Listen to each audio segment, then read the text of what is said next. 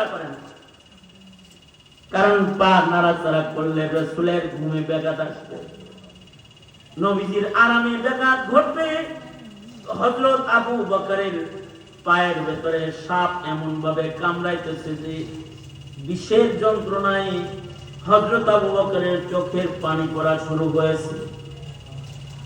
দেড় কাতরা পানি নবীজির গাল মুবারকের উপরে পড়ে গেলে আল্লাহর রাসূলের ঘুম ভেঙে গেছে।